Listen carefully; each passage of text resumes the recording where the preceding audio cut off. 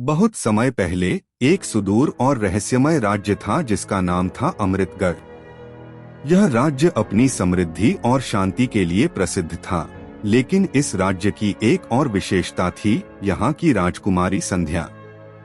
संध्या का सौंदर्य अनुपम था। उसकी त्वचा चांदनी जैसी सफेद थी और उसकी आंखें सागर की गहराई में खो जाने जैसा आभास देती थीं। लेकिन किसे पता था कि उसकी किस्मत उसे उस स्थान पर ले जाएगी जहां प्रेम के मायने पूरी तरह बदल जाएंगे। अमृतगढ़ पर संकट, अमृतगढ़ पर शत्रुओं का आक्रमण हुआ और रक्तपात, विनाश का वातावरण बन गया। सैनिकों ने राजकुमारी संध्या को सुरक्षित स्थान पर भेजने की कोशिश की, लेकिन एक तीर ने उसके घोड़े को घायल कर दिया। घोड़ा बेकाबू हो गया और संध्या जंगल की ओर गिर पड़ी। घायल अवस्था में वह एक विशाल वृक्ष के नीचे बेहोश हो गई। चारों ओर सन्नाटा था, सिर्फ जंगली जानवरों की हल्की आवाजें सुनाई दे रही थीं। जंगल का रक्षक, इस जंगल का राजा एक विशाल गोरिल्ला था जिसे लोग भयंकर के नाम से जानते थे। उसकी लाल आंखें, चौड़ा वक्षस्थल और मांसल शरीर किसी को भी भयभीत कर सकते थे। लेकिन उसके दिल में एक अद्भुत ममता भी थी जिसे कोई नहीं जानता था।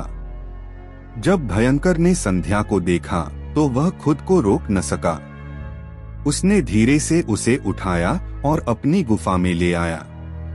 संध्या और भयंकर का रिश्ता, जब संध्या को होश आया तो उसने खुद को एक अजनबी स्थान पर पाया। वहां एक विशाल गोरिल्ला बैठा था जो उसे जड़ी बूटियों का रस दे रहा था। शुरुआत में वह डर गई, लेकिन फिर गोरिल्ला की आंखों में देखे गए ममता और चिंता ने उसका भय कम कर दिया। भयंकर हर दिन उसकी देखभाल करता, उसे फल और शहद लाकर देता और रात में उसकी सुरक्षा करता। संध्या को धीरे धीरे एहसास हुआ कि यह गोरिल्ला सिर्फ एक जानवर नहीं था, बल्कि उसका रक्षक था।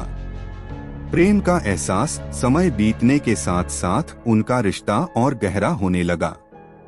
संध्या ने महसूस किया कि वह भयंकर के बिना नहीं रह सकती। एक रात गुफा में हल्की आग जल रही थी, ठंडी हवा बह रही थी और जंगल में छानी फैली थी। संध्या ने धीरे से भयंकर के हाथों को अपने हाथों में लिया।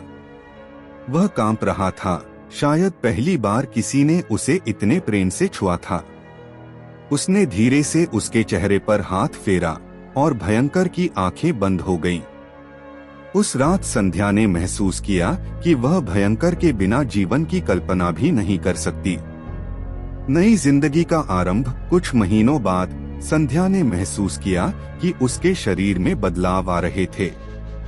उसे समझ में आया कि वह मां बनने वाली है। उसने भयंकर को देखा और धीरे से उसे अपने पेट पर हाथ रखा। भयंकर ने खुशी के आंसू छलकाए और जंगल में गर्जना की, जो एक नए जीवन के स्वागत का प्रतीक था। राजकुमारी की वापसी। कुछ समय बाद अमृतगढ़ के सैनिक जंगल में आए और संध्या को देखा। वे उसे बचाने के लिए दौड़े, लेकिन जब उन्होंने भयंकर को देखा तो वे डर गए और तीर निकाल लिए। संध्या ने चिल्लाकर कहा, यह मेरा रक्षक है, यही मेरा प्रेम है। लेकिन राजा को यह स्वीकार नहीं था। राजा ने कहा, तुम एक जानवर से प्रेम नहीं कर सकती। संध्या की आंखों में आंसू थे, लेकिन वह जानती थी कि समाज उनके प्रेम को स्वीकार नहीं करेगा। भयंकर ने संध्या को देखा और अपने हाथों से उसे पीछे किया, जैसे कह रहा हो, जाओ, तुम्हारा संसार तुम्हें बुला रहा है। भयंकर का त्याग। संध्या ने भयंकर के माथे को चूमा और कहा, मैं हमेशा तुम्हारी रहूंगी। भयंकर की आंखों से आंसू टपक पड़े और उसने एक जोरदार गर्जना की। संध्या भारी मन से अपने राज्य लौट आई। वह कभी वह नहीं कर पाई, लेकिन हर पूर्णिमा की रात जंगल के किनारे जाकर उस ओर देखती थी जहां भयंकर रहता था। भयंकर भी हर रात वहीं बैठा रहता था, उसकी यादों में खोया हुआ। विराट का जन्म। राजकुमारी संध्या ने कभी भी भयंकर के प्रेम को भुलाया नहीं। जब वह वापस आई तो उसने एक सुंदर पुत्र को जन्म दिया जिसका नाम विराट रखा। विराट में मनुष्यों की बुद्धि और गोरिल्ला की शक्ति थी।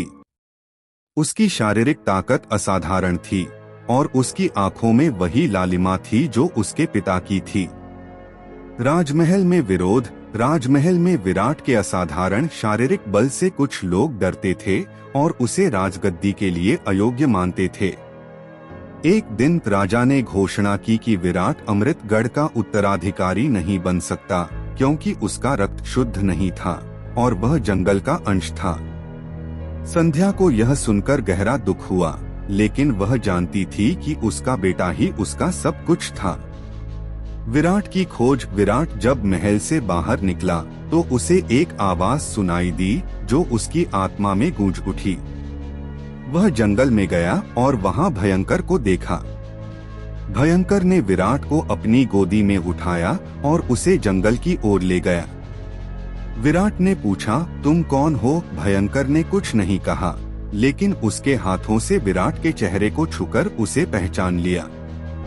विराट समझ गया कि भयंकर ही उसका पिता था।